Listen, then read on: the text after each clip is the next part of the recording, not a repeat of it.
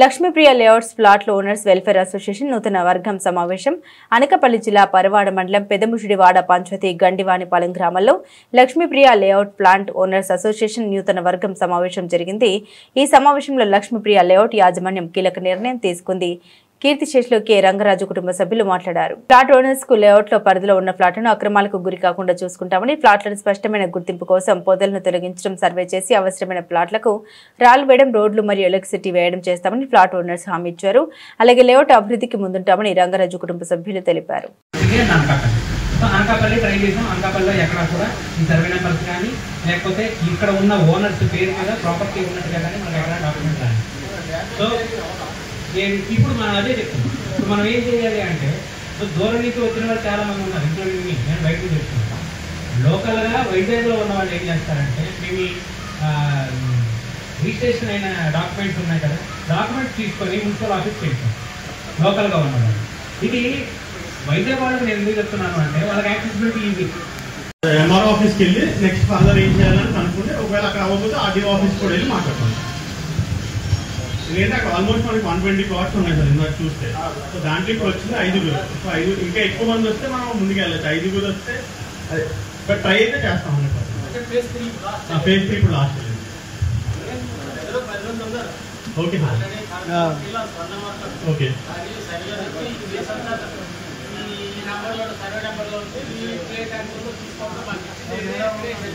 Okay అదే మీది అదే ఫేజ్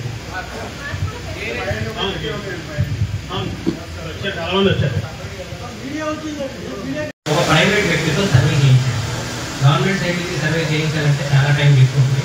ఒక ప్రైవేట్ వ్యక్తిని పెట్టుకొని సర్వే చేయించి ఎవరెవరు ప్లాట్లకి రాళ్ళు పాటించాలి ఫస్ట్. సో దానివల్ల ఏమవుతుంది అనేది ఒక క్లారిటీ ఉంటుంది. సెకండ్, ఈసీ తీయించాలి. ఫస్ట్ ఈసీ తీయిస్తే ఈసీ ఎవరి పేరు మీద ఉందో చూసుకోండి. నెంబర్ 2.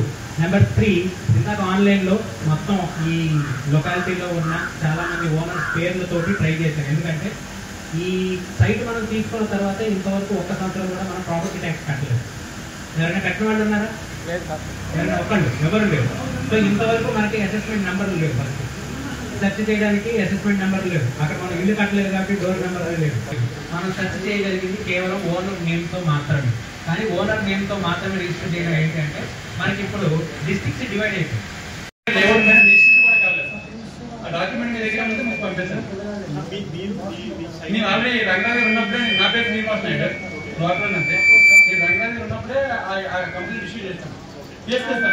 అందులో ప్లాన్ 24 నెంబర్ ప్లాన్ నేను డిప్యూటీ తహసీల్దార్ అడ్మిన్ 2019 డిప్యూటీ తహసీల్దార్ అడ్మిన్ 21 శబ్దం మనం జరిగింది. ఆయన నన్ను ఫేస్ చేస్తూ నాకు నోటీస్ ఇచ్చాడు. మీరే నాకు అమ్మింది అని చెప్పారు. మీ దగ్గర లింక్ డాక్యుమెంట్ ఉందండి. లింక్ డాక్యుమెంట్ లక్ష్మీపల్లి ఇవ్వడం అడిగి చెప్పలేదు. ఉన్నట్టుగా కూడా చూస్ చేయలేకపోతుంది ఈ రోజు కూడా. ఇంక్లూడింగ్ లింక్ డాక్యుమెంట్ లేకుండా మీరు పే చేస్తారు. రంగరాజ్ గారు నాకు కొనిపెట్టిందండి. రంగరాజ్ గారు పైన గారు నాకు కొనిపెట్టింది. డాక్యుమెంట్ అర్థం వస్తాయి చూపిందండి. ఆల్రెడీ లేబర్ అసెస్మెంట్ రాలే కదా, రంగరాజ్ గారే కదా. ఈ చెప్పినట్టు అందుకే అందరూ కలిపి ఒకసారి వెళ్ళండి అని చెప్పి ఆయన ల్యాండ్ కొనుక్కున్నా ఫ్లాట్ రమ్మిస్తారు. ఎవరు లక్ష్మీపేట లేఅవుట్ అమ్మేసిన వాళ్ళు ఎక్కడ ఉన్నారు? ఇప్పుడు పెట్టేది ఏంటంటే ఓనర్స్ కలిసి, ఇప్పుడు ఓనర్స్ ఎవరైతే కొనుక్కుంటారో వాళ్ళు ఇబ్బందులు పడతారు కాబట్టి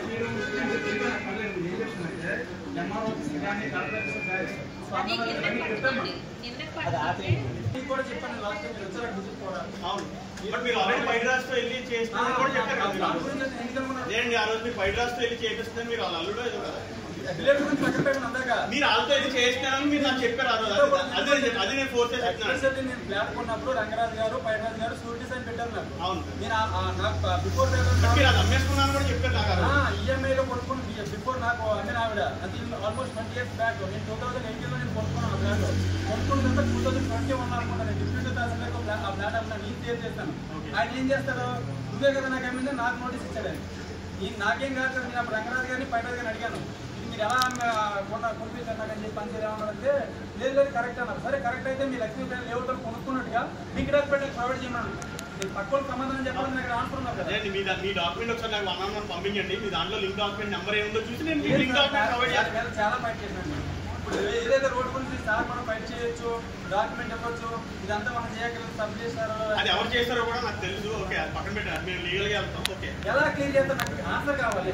ఈ రోజు రాదండి ఆన్సర్. ఈ రోజు ఓన్లీ ఇష్యూస్ తెలుసుకున్న ఆన్సర్ ఈ రోజు రాదు. ఎందుకంటే 25-30 ఇయర్స్ చెప్పారు. 25-30 ఇయర్స్ నుంచి ఎవరో ఏం చేయలేదు, ఇప్పుడు వచ్చి చేయడానికి. సార్ ఇప్పుడు ముందు చేయడానికి వచ్చింది, గొడవ పెట్టుకోవడానికి కాదు. ఫస్ట్ పాయింట్ గొడవ పెట్టుకోవడానికి కాదు, నేను ఎలా ముందుకు తీసుకెళ్లాలని మాట్లాడడానికి వచ్చా, అంతే. తెలుసుకోమని చెప్పారు. ఈ ఎవరైతే కబ్జా చేసే ఎవరైతే ఎంతమంది ఉన్నారో వాళ్ళందరూ కలిసి ఒక అసోసియేషన్ ఫామ్ అయింది కాబట్టి అసోసియేషన్ తరఫు నుంచి డైరెక్ట్గా మీరు వెళ్ళి కలెక్టర్ గారికి ఫిర్యాదు చేస్తే దానికి వేరేగా స్పందన వేరే ఉంటుంది. ఒక్కొక్కరు చేస్తే మాత్రం దాని స్పందన ఉండదు, నాకు తెలుసు. దానికి మీరు పోలీసు వాళ్ళకి వెళ్ళినా కూడా అది ఇంతవరకు అది ముందుకు వెళ్ళదు. దానికి నుంచి మీరు అందరూ కలిసి మూకముడిగా గుట్లో వేసినా అది అందరూ కలిసి వేస్తే దానివల్ల ఒక ఉపయోగం అంటూ ఒకటి ఉంటుంది. రెండోది, ఈ రెండు అసోసియేషన్ వల్ల ఏమి లాభం లేదు. దీని ముందు మనకు క్లారిఫై అవ్వాలి, అసలు అసోసియేషన్ ఎవరిది, ఎందుకు, మనకి మనం ఎవరి ద్వారా మనం ముందుకు వెళ్ళాలి, మనం ముందుకు నడుచుకోవాలన్న ఒక ప్రధాన ఉద్దేశంతో మనం ముందుకు వెళ్ళాలి. లేకపోతే ఏమవుతుందంటే వాళ్ళు పిల్లడం వీళ్ళు పిల్లడం అదంతా. ఇప్పుడు మనందరికీ ఏం కావాలి, మన ల్యాండ్ మనకు కావాలి, అంతేనా? ఇప్పుడు అసోసియేషన్ ఎవరిది అన్నది కాదు, మాకు అసోసియేషన్ ముందుకు నడిపించే వాళ్ళు కావాలి, ముందుకు నడిపించి మా జాగా మాకు ఇప్పించే వాళ్ళు కావాలి. అది అంతేగాని మాకు ఆ అసోసియేషన్ ఈ అసోసియేషన్తో సంబంధం లేదు. వాళ్ళకు ఇది అసోసియేషన్ రంగరాజు గారు ముందు నుంచి స్థాపించారు. కానీ ఒక అసోసియేషన్ పెట్టే ముందు ఇలాగ ఒక మీటింగ్ పెట్టి అందరి అభిప్రాయం తెలుసుకొని దాని తర్వాత వాళ్ళ నుంచి సభ్యులను ఎన్నుకొని చేయవలసి ఉంది. ఆ ప్రకారం చర్చించే ప్రకారం వెళ్తారు. కానీ ఇంకో అసోసియేషన్ ఎవరికి తెలియకుండా అది ఫామ్ చేయడం జరిగింది, అది కరెక్ట్ కాదని నా ఉద్దేశం. అందుకే మనం ఇది ఒక పద్ధతి ప్రకారం వెళ్తుంది కాబట్టి మనం ఆ పద్ధతి ప్రకారం నడుచుకొని ముందుకు వెళ్తే దానికి సహకారాలు సరిగ్గా మొదట మీరు చదివలసింది ఏంటంటే ఎవరైతే కబ్జా చేశారో వాళ్ళందరికీ మీరు వెనక ఉన్నాను, నేను చేస్తాను, నేను పోరాడతాను అని మీరు మాట్లాడాలి. ఒకటి. రెండోది, ఇప్పుడు అందరికీ ఆ జాగా అలా వదిలేయడం వల్ల ఏమవుతుందంటే మీ ఇందాక చెప్పినట్టు ఎవరి జాగా ఎవరికి తెలియదు. సో అవన్నీ ఒకసారి క్లియరెన్స్ చేయించి ఒకసారి మీ తాతగారు రాళ్ళు పాటారు, ఆల్రెడీ రాళ్ళు పాటడం జరిగింది, ఆ రోడ్డు ఫార్మేషన్ కూడా చేయడం జరిగింది. కానీ అవన్నీ ఆ రాళ్ళు ఎక్కడ ఉన్నాయో కూడా సరిగ్గా లేదు. సో అవన్నీ క్లియర్ చేసి అవన్నీ మాకు చూపిస్తే దానివల్ల అప్పుడు మాకు నమ్మకం కుదురుతుంది.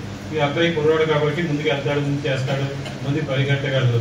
కానీ ఇక్కడ మీకు ఒక ప్రాబ్లం ఉండొచ్చు, మీరు స్థానికేతలు కాదు. స్థానికేతలు కాబట్టి ఇక్కడ ఉన్న వాళ్ళు మీకు అగ్నిస్ట్గా కొంచెం పని చేయవచ్చు. దానికి మీరు నిలబడగలరా, మీరు దాన్ని పోరాడగలరా అన్నది మా అందరికీ ఒక అభిప్రాయం కావాలి. మీరు ముందుకు వెళ్ళగలరు అని చెప్తే చక్కెర వాళ్ళు చేస్తారు. మీరు అన్నట్టు ఇక్కడ మేము వచ్చేసరికల్లా అమ్మాయి కొంతమంది అడుగుతుందంట 2,000 రూపాయలకే మీకు కావాలి మాకు మెయింటెనెన్స్ కానీ. అవన్నీ ఇట్స్ నాట్ ఏ ప్రాబ్లం అండి. సంవత్సరానికి మీరు 2,000 ఇవ్వడానికి ప్రాబ్లం లేదు. కానీ దానివల్ల మాకు ఉపయోగం ఏంటన్నది మాకు కావాలి. ఇప్పుడు 2,000 మీకు ఇచ్చిన దాంట్లో మాకేం ప్రాబ్లం కాదు. దాని 2,000 ఇచ్చిన తర్వాత ఎవరో కబ్జా చేస్తారండి, మీకు ఏమి చెప్పామండి అని అంటే దానివల్ల ఉపయోగం ఏంటి? మీరు కబ్జా చేయకుండా మీరు కాపాలి. కబ్జా ఇక్కడ వచ్చిన వాళ్ళు ఎవరైనా కబ్జా చేయడానికి వస్తే వెంటనే మీరు వాళ్ళు అడ్డాలి. అప్పుడు మీకు 2,000 ఇస్తున్నారు, అది మెయింటెనెన్స్గా దాని ప్రాబ్లం ఎవరికి ఇబ్బంది లేదు. ఎవరికి ఇబ్బంది ఉందంటే మీరు దానివల్ల మీరు చెప్పాలి, మేము ఉన్నామంటే మేము మీ తరఫున మేము ఇక్కడ ఉన్నాం. మీరు చాలా ప్లేసెస్ నుంచి వచ్చారు, చాలామంది హైదరాబాద్ నుంచి వచ్చారు, కాకినాడ నుంచి చాలా జాగాల నుంచి వచ్చారు. వాళ్ళందరూ రాలేదు. మేము ఇక్కడ వైజాగ్లో ఉండి కూడా మీరు రావాలి.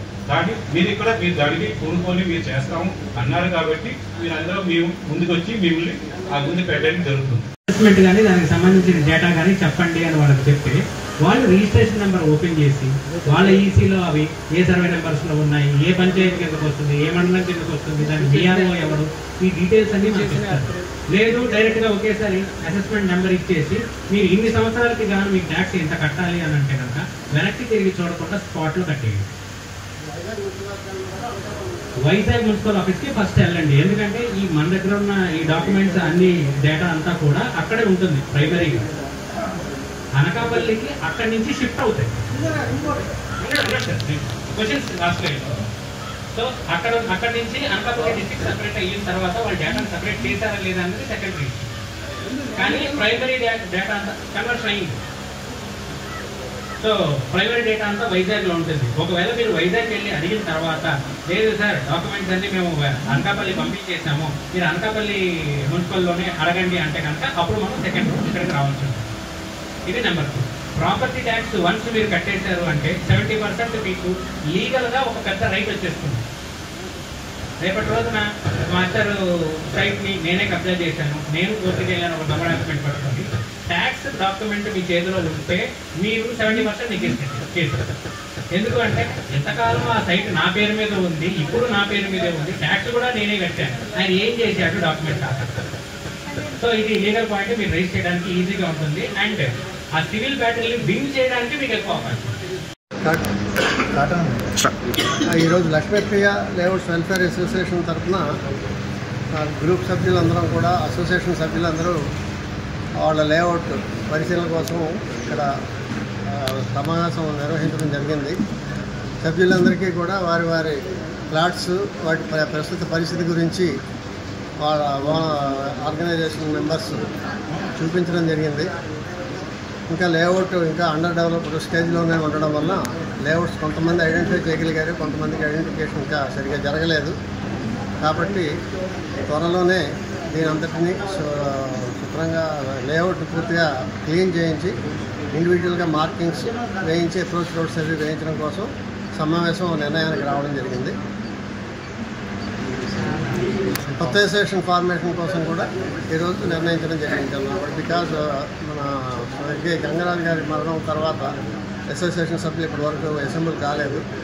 ఇప్పుడు ఆయన స్థానంలో కొత్త వ్యక్తులను కొత్త బాడీని ఎంచుకుందుకు అసోసియేషన్ అంతా కూడా ఇక్కడ సమావేశాన్ని నిర్వహించడం జరిగింది. 1996లో ఇది రిజిస్ట్రేషన్ చేయడం జరిగింది. అప్పటి నుంచి తర్వాత దీని వాళ్ళకి అసోసియేషన్ ఫామ్ అయిన తర్వాత రంగరాజు గారు దీన్ని టేకప్ చేయడం జరిగింది. కానీ ఇప్పుడు ఏమైందంటే రంగరాజు గారు చనిపోయిన తర్వాత మెయిన్ ప్రాబ్లం ఎక్కడ వచ్చిందంటే ఇప్పుడు ఇంకో అసోసియేషన్ ఫామ్ అయింది. ఏ అసోసియేషన్ అన్నది క్లారిటీ లేకుండా పోయింది. అందుకు రంగరాజు గారు వాళ్ళ మనవడైన శరత్ గారు వచ్చి అసోసియేషన్ ఫామ్ అయినప్పుడు జనరల్ బాడీ మీటింగు, దానికి ఎలక్షను, అది తదితరాలు ఏమీ అవ్వకుండా వేరే అసోసియేషన్ ఫామ్ అయింది. మన అందరూ ఒక అసోసియేషన్ ఫామ్ చేయడానికి రంగరాజు గారు చనిపోయారు కాబట్టి కొత్తగా సభ్యులను ఎన్నుకోవడానికి మనం పెట్టుకుందామని చెప్పి ఇప్పుడు మీటింగ్ పెట్టడం జరిగింది. దీనిలో భాగంగా కొన్ని జాగాలు కబ్జా చేయడం జరిగింది. దాని గురించి కూడా ఏం చేయాలి, దాని ముందుకి ఎలాగ వెళ్ళాలి, దాని పురోగతి ఎలా చేయాలి అన్న విషయం మాట్లాడడం జరిగింది. ఇప్పుడు మనం మెయిన్ విషయం ఏంటంటే ఈ అసోసియేషను ఎవరిది, రెండు అసోసియేషన్లో మధ్యలో గొడవ కాకుండా అసలు అసోసియేషన్ ఎవరు చేశారు, అవతల వాళ్ళ అసోసియేషన్ ఎందుకు చేశారు, ఎవరు ప్రోద్బలంతో చేశారు అన్నది మాత్రం బయటికి రావాలి. ఎందుకంటే ఈ అసోసియేషన్ మొదటి నుంచి ఉన్నది. కొత్తగా అసోసియేషన్ ఫామ్ అవడం, అది ఎవరికి తెలియకుండా ఫామ్ అవడం అది చట్టరీత్యా నేరం. అది దాని గురించి మీరు ఫైట్ చేయవలసి ఉంటుంది. అది ముందుకు వెళ్ళిన తర్వాత సభ్యులందరికీ తెలియజేస్తే దాన్ని బట్టి అసోసియేషన్ ఒకటే ఉంటుంది, దాన్ని బట్టి ముందుకు వెళ్ళడం జరుగుతుంది.